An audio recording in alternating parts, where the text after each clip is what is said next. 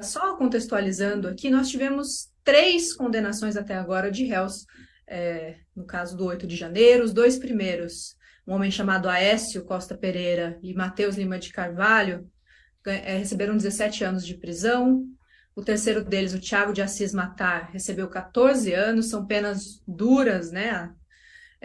De crimes envolvendo ele ataques ao Estado Democrático de Direito. A gente vai comentar os pormenores, a questão jurídica técnica em relação a isso ao longo dessa entrevista, mas eu gostaria primeiro de uma análise sua a respeito de um assunto que permeou as redes sociais, que é a postura dos advogados desses 3 réus que os defenderam perante o Supremo Tribunal Federal. A defesa, especialmente de 2 desses profissionais, foi muito marcada por uma linha que é bem mais política e pouco técnica, né? Houve ali reclamações, alfinetadas, acusações, inclusive diretas a ministros do Supremo Tribunal Federal, e muito chamou-se a atenção nas redes sociais para isso, por entender se essa linha de defesa não estaria, ao invés de contribuindo para penas mais brandas, prejudicando esses acusados, né? Como um advogado, alguém que estuda, está próximo do direito, eu gostaria primeiro de uma análise sua a respeito da condução desses defensores perante o Supremo e do próprio Supremo, né, nesse primeiro julgamento. Considero que nas 3 defesas, nas 3 sustentações orais, nós não tivemos defesa técnica, tá? Vocês são da área da comunicação, do jornalismo, tá? Quando você se comunica, você está se comunicando com alguém. E é muito nítido que eles não estavam se comunicando com os julgadores que iriam tomar decisões a respeito dos interesses jurídicos dos réus que eles defendem. Eles estavam, de forma bastante nítida, até se comunicando muito mais com uma parcela da população que queria ouvir aquelas falas ofensivas ao STF do que propriamente preocupados com a defesa dos réus. Tá? Eu considero que foi muito grave, inclusive a postura dos 3. Né?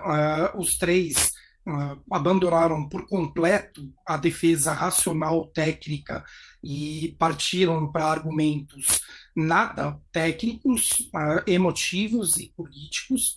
Demonstraram, inclusive, desconhecimentos graves. Não vou nem a confusão do Pequeno Príncipe com o Príncipe serve de meme, mas considero ainda mais grave, em seguida, o advogado demonstrar que considera que os réus estavam lutando contra o comunismo.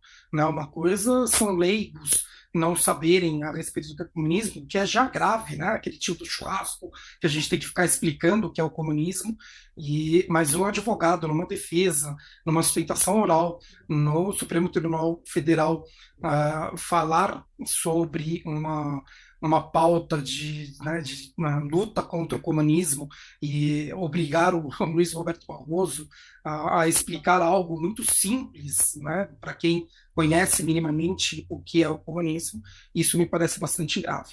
Tá? Então, eles não foram técnicos, eles não estavam nem ao menos se comunicando com quem estava julgando o processo, e isso, a meu ver, prejudica significativamente o próprio devido processo legal, ampla defesa e contraditório dos réus. Né? Seria caso até mesmo dos jogadores oficiarem a ordem dos advogados para que, né, do Tribunal de Ética, analisem a postura dos 3 advogados. Professor, vamos lembrar aqui que são 3 réus de uma porção que ainda vai ser julgada, né? Assim, o STF abriu processos contra mais de 1.300 pessoas em relação aos atos antidemocráticos. Como é que a gente pode avaliar a celeridade desse processo? Na sua opinião, professor, é possível dizer que a gente começou esse julgamento no tempo correto? O STF estaria sendo célere demais? Ou esse processo está mais lento do que deveria? Como é que o senhor avalia o curso do processo pela condução do STF até o momento? Vamos lá, em se tratando de processo penal, ainda mais com réu preso, tá? é necessário que seja célere mesmo, e, inclusive, todos os prazos devem ser cumpridos de forma rigorosa, inclusive os próprios prazos dos jogadores. Então, eu teria que analisar procedimento por procedimento para ver se teve algum que foi mais rápido do que o normal ou até mesmo se ultrapassou o prazo, mas está dentro do que é normal em se tratando de réu preso. Não deve mesmo demorar. Tá?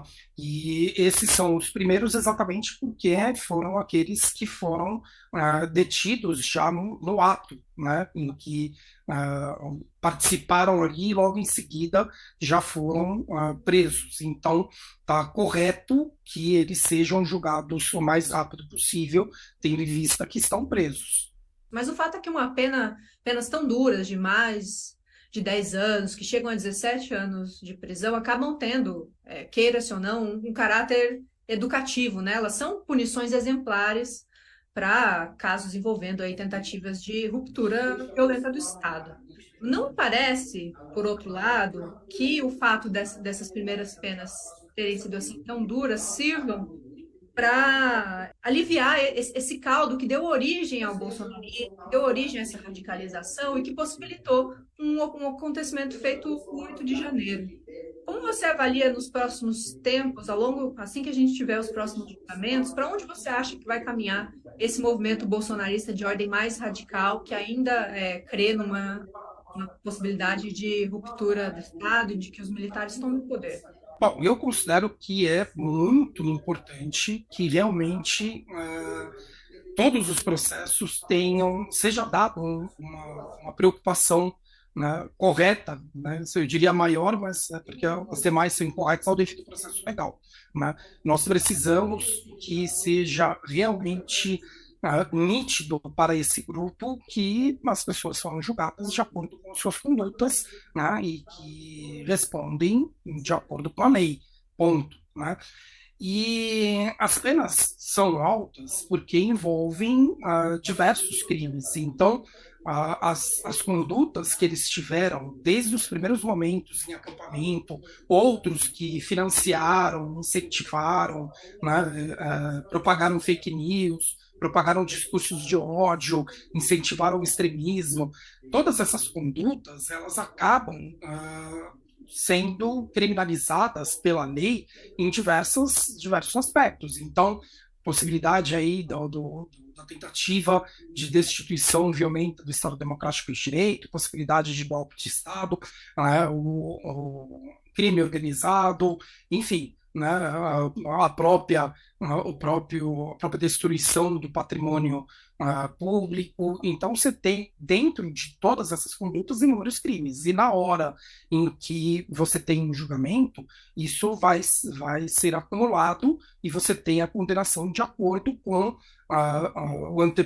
os antecedentes desses réus, de acordo com como eles se portam durante o processo, de acordo com o que você tem de provas e por aí vai. Né? E daí é feita essa dosimetria da pena.